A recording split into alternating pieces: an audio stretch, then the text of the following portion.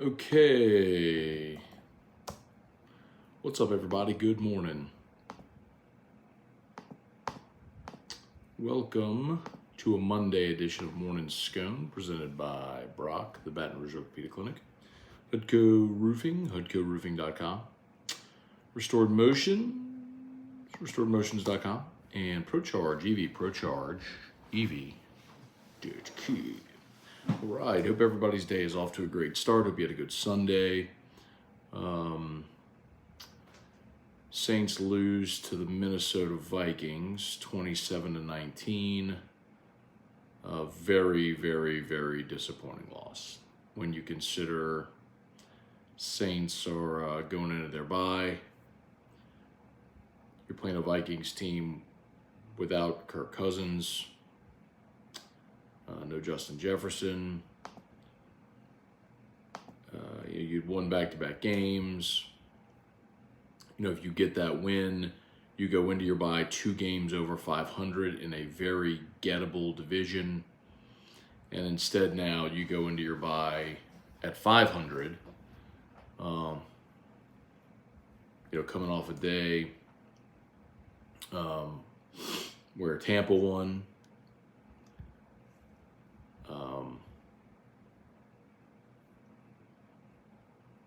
Of course, Carolina lost on Thursday night.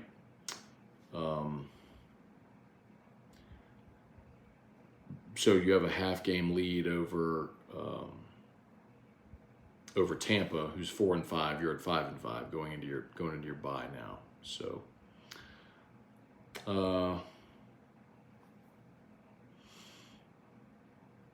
I mean, it's just, if you'd won that game and you're at 6-4. You'd have a game and a half lead over Tampa going into your bye with with Atlanta coming off the bye, and your defense, which has had a Jekyll and Hyde performance first half, second half, it showed up again. You allowed 24 points in the first half to Josh Dobbs, and then just 3 in the second half, but you dug yourself too deep a hole. Of course, Derek Carr got injured. And Jameis finished out the game. And Jameis was Jameis. He threw 2 beautiful touchdown passes where showed great arm strength, gave his receiver a chance to make a play. And both instances, we saw Olave and A.T. Perry make amazing plays on the football. And the Saints got both 2-point conversions. You're from down, from down 24, 3 scores. You go back-to-back touchdowns with 2-point conversions, and just like that, you're in a 1-score game. But Jameis threw the 2 picks, so the thing, it actually was 3. The third one they overturned on review, but that's just Jameis, bro. He's gonna wow you with the potential, and he is gonna confound you with the decision making. The last interception he threw into triple coverage. I mean, it's not a smart play. So, anyway, that's just what they are. Defense was great in the second half, and you allowed a field goal in the second half. If somehow that defense could learn how to play 4 quarters, it would be incredible. But they're not. They're really good in the second half. They have not been good at all in the first half, and it's something we've talked about now with this team is the defense has the reputation of being great. The actuality, starting, with Jacksonville, is that for 4 weeks your defense hasn't been very good. You allowed 31 to Jacksonville, 27 to the Colts, where you were outgained, only 17 to the Bears, but they outgained you again. You got the 5 turnovers, and then Minnesota put up 380 on you. Minnesota outgained you by 100 yards. So, such is the lot in life of a mediocre football team. It's 2 steps forward, 1 step back, 1 step forward, 2 steps back. You just never find consistency. Saints haven't won more than 2 games in a row this year. Win, loss, loss. Win, loss, loss. Win, loss. It's the nature of this team, man. It's not going to get any better, unfortunately. So, the good news is you play in a terrible division, and you'll finish somewhere around 500, and it might be good enough to win this terrible division. Here's hoping. Okay, let's say some good mornings here. Fire away. Of course, yesterday also we did talk about it a bit on Morning Scone, but Jimbo got fired. Yesterday on Morning Scone, those were the reports, and then they did formally make the announcement. A&M did on Sunday. So, and then there's reports also about Sam Pittman.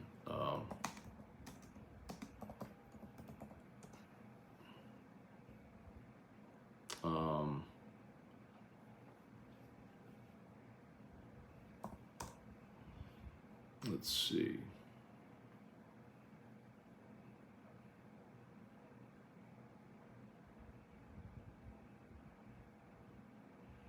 So there was I don't see anything for him, but there was a report yesterday from one of the Arkansas media outlets that Pittman was expected to be fired, but he was not yesterday. So, all right, here we go. Let's say some good mornings.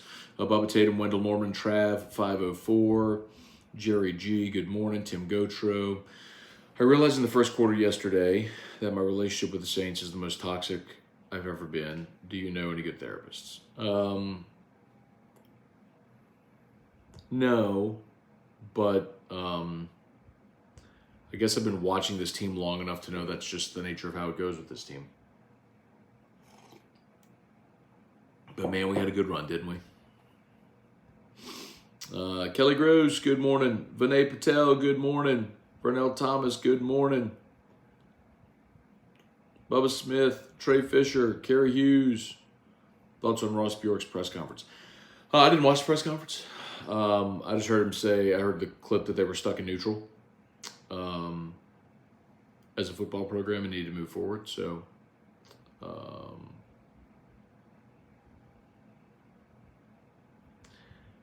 I'll get my thoughts together and today on AFR, talk a good bit about the A&M job but I can tell you just off the top, my initial reaction to it is it's always a bit, as an LSU fan, it's a bit nerve-wracking because when you have A&M's resources, they are a lot like LSU was in the 90s, where you have this incredible talent base to pull from. You have a great tradition and stadium and fan base and all that stuff. You got all the resources you need to be great, but you just haven't found the magic unlock. And they hired Nick Saban, and we know what's happened. A&M is similar. They're that close to that magic unlock. It's just, can you find whoever that person is that's going to put the puzzle pieces on the board the right way and figure it out? Because they have facilities, and they have money, and they have recruiting budget and NIL budget, and obviously they're pulling from talent in the state of Texas, and they have everything there to be great. Everything you would need to be great. They're just missing the right head coach. They've been missing that person for 90 years. They've won a lot of games, but they haven't won a championship since the 30s. So,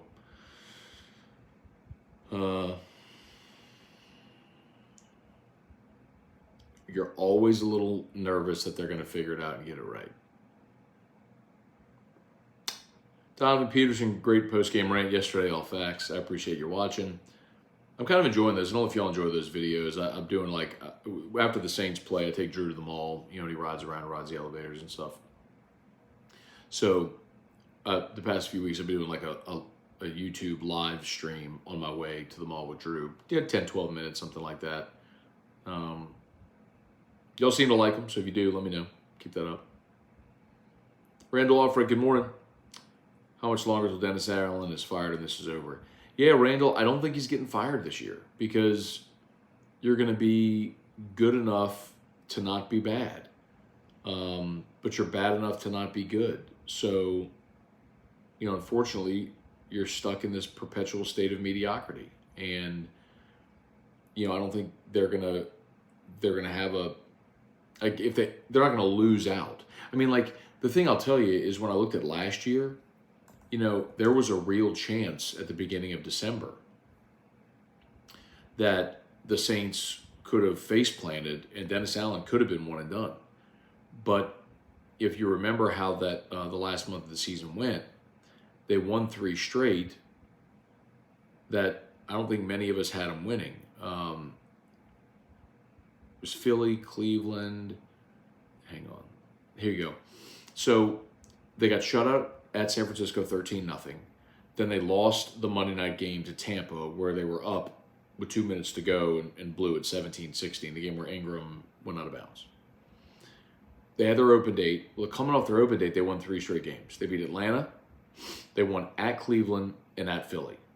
Now, remember, Cleveland was when the presumption was they were getting Deshaun Watson back. And it was a freezing cold game, and the Saints just outlasted them. They went to Philly, and you won 20-10 because they didn't have Jalen Hurts. And then, of course, you win those 3 in a row, and now you have a chance to get in the playoffs, and then you lose at home to Carolina 10-7. But that's the lot of a bad team. But so you finish 7-10 on the season, you have a chance to be 8-9 and potentially win the division. But that 3-game winning streak kind of saved Dennis Allen's job, because after the Tampa loss, you were 4-9. And if you'd lost to Atlanta, Cleveland, and Philly, you'd have been 4-12 going into the Carolina game, which you lost. So you could have finished 4-13, but you caught a couple of breaks and won a few of those games. And I think the same thing is going to be true now. You won 7 games a year ago. You're gonna do better than that this year. You're gonna win more than 7. It might be 8. You might be 8-9 or 9-8. But that's going to probably be good enough to win your division. And Allen's going to keep his job. Taylor Hudson, good morning. Hunter Broadhead, Matt, good morning. Dennis Allen era can't be over soon enough. It ain't ending anytime soon. He's going to get a year 3. Bailey, see, when Carr checked down on 3rd and 20, I wanted to put my head and fist through every wall.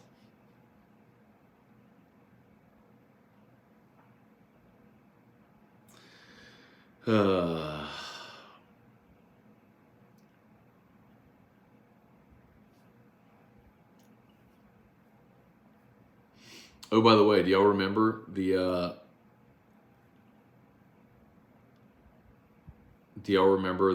stat, the Mike Triplett stat about Taysom Hill? What did it say? It's now 18-1 when Taysom Hill carries the ball 7 times or more after last week. So obviously you generated a pretty good running game the last 2 weeks with Indy and Chicago. Taysom Hill, carrying the ball. On Sunday in a 27-19 loss, where you put up 3 points in the first half, and you had 65 rushing yards on the day. You had 65 rushing yards on the day. Taysom Hill had 1 carry for 6 yards.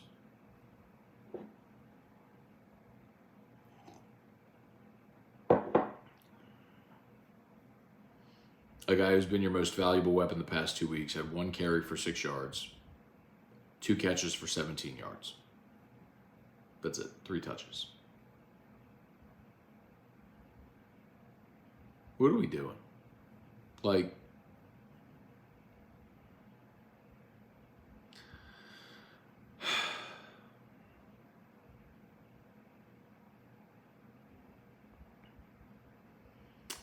Kathy Benedict, if a team is going to fire their coach this late in the season, why not wait until the end of the season? Is there some monetary reason that benefits this timing? Yeah, so Kathy, one of the reasons primarily is it kind of gives you a head start on your search. So, and you could say, well, they could do it quietly. Well, this gives you the cover to not have to do it quietly, right? There's no ambiguity. Your players don't have to spend the final weeks of the season answering questions about the coach's job security. And if the players have quit on that coach, sometimes a change will give you sort of an injection of life. We saw that with LSU in '99 when they fired Jared DiNardo after the Houston loss. Hal Hunter was the interim coach against Arkansas. He put in Rohan Davey, and LSU pounded Arkansas, and Arkansas won the West that year. Shoot it back, Max Beacon. I'll be right back. 1 second.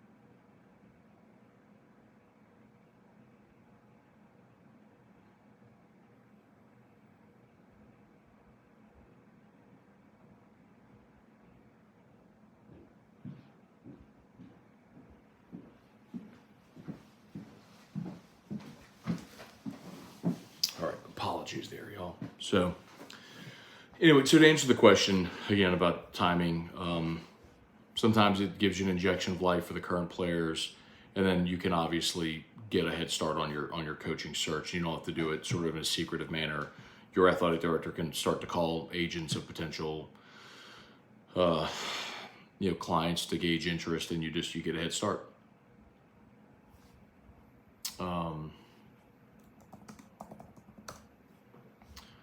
Let's see. Wow, is that so? I just saw. So someone said Zach Arnett. I see that at Football Scoop. I always every year when we go to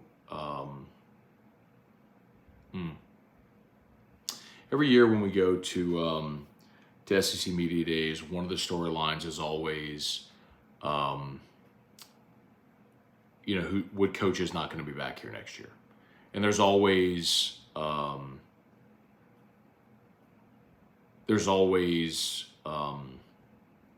someone who's not back.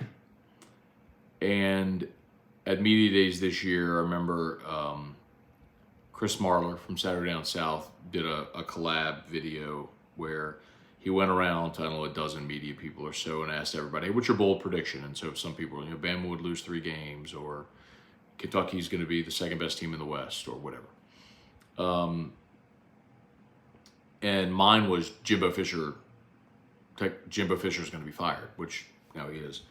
But I figured there were 2 coaches that were going to be fired.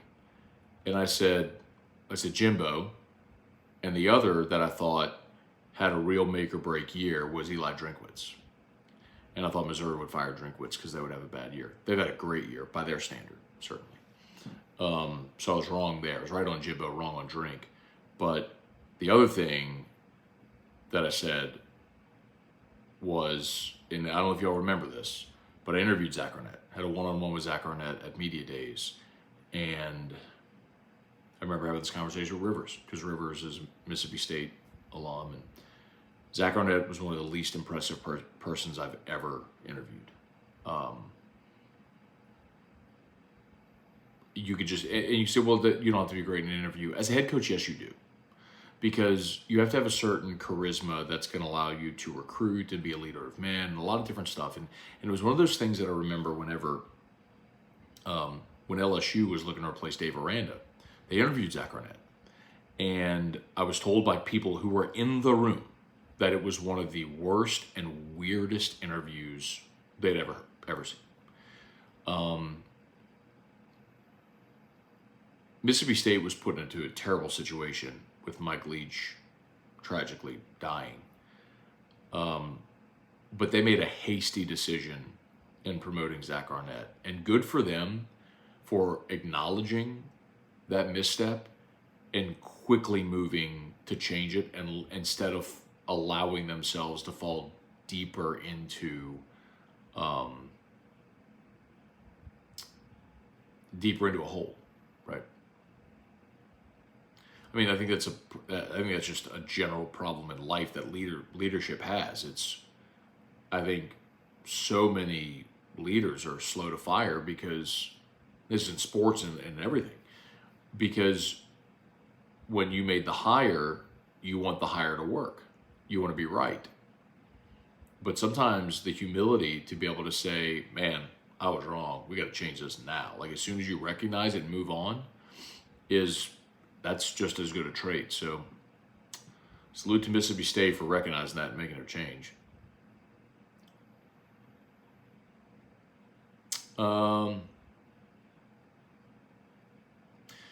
Rains of Antoine Mortimer, just watch your reaction to the loss. Maybe Hunter and Roy was like, we need to get this man out. He is trashing our city.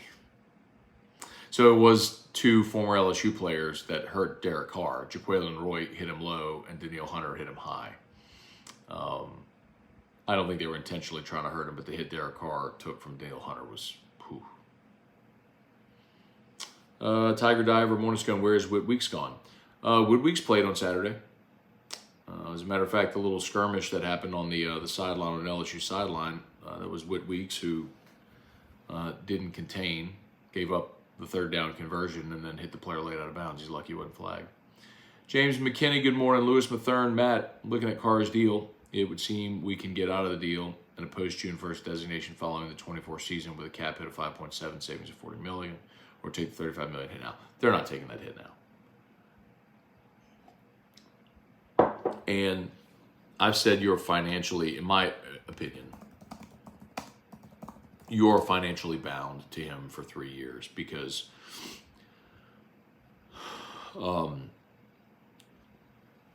your potential out is 2026. So this year, next year, and 2025, you're bound financially to him. And your dead cap number in 2025 is 17.1 million. This might be what you're talking about. So his cap hit in 25 is 45 million. His dead cap number 17. So presumably you could eat $17 million. What the Saints have done in the past, however, is restructure deals like that to lower the cap hit, convert it to signing bonus, and spread money out over future years. So they'll have a decision to make there. Do you eat a set? But Derek Carr is here next year, no matter. His dead cap number next year is $52 million. Like, Derek Carr is going to be on your roster next year. Just accept that.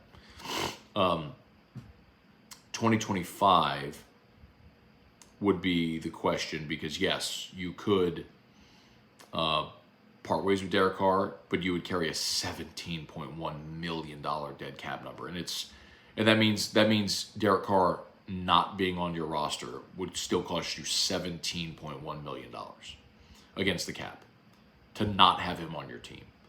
So that's a really tough decision that they'd have to make, or they restructure, which is what the Saints customarily do.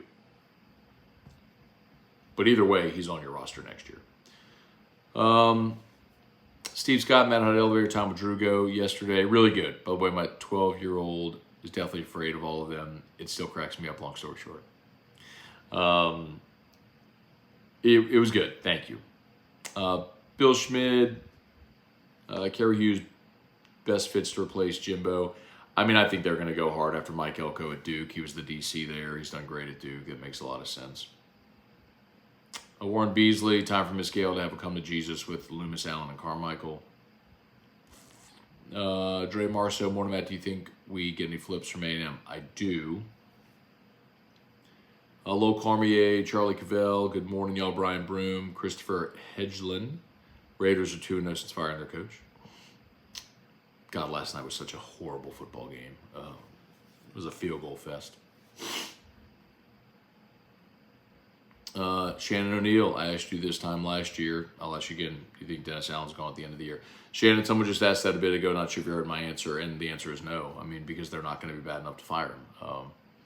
They're probably going to go 8-9, 9-8, win the division, go to the playoffs, and they're not going to fire him. So no. All right, y'all. It is 8 o'clock. I got to go. Got to get Drew up and ready for school.